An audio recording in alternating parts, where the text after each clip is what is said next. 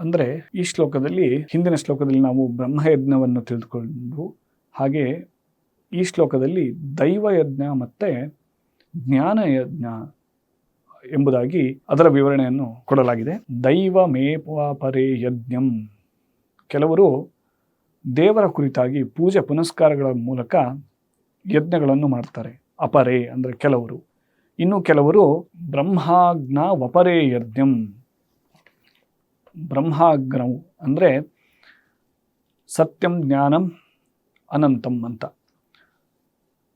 ಸತ್ಯಂ ಜ್ಞಾನಂ ಅನಂತಂ ಬ್ರಹ್ಮ ಅಂದರೆ ಜ್ಞಾನದ ಮೂಲಕ ಯಜ್ಞ ಮಾಡ್ತಾರೆ.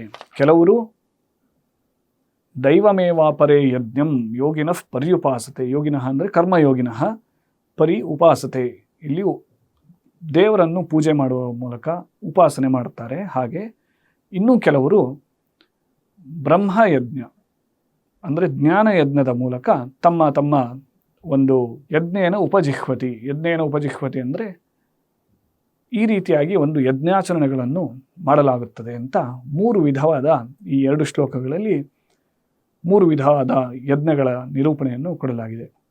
ಮೊದಲನೆಯದು ಬ್ರಹ್ಮಯಜ್ಞ, ಅದರಲ್ಲಿ ಎಲ್ಲವೂ ಬ್ರಹ್ಮ ಹವಿಸ್ಸು ಎಲ್ಲವೂ ಬ್ರಹ್ಮ ಅಂತ ನಾವು ತಿಳಿದುಕೊಂಡಿದ್ದೇವೆ. ಹಾಗೆ 2ನೇದರಲ್ಲಿ ದೈವಯಜ್ಞ, 3ನೇದು ಜ್ಞಾನಯಜ್ಞ ಎಂಬುದಾಗಿ.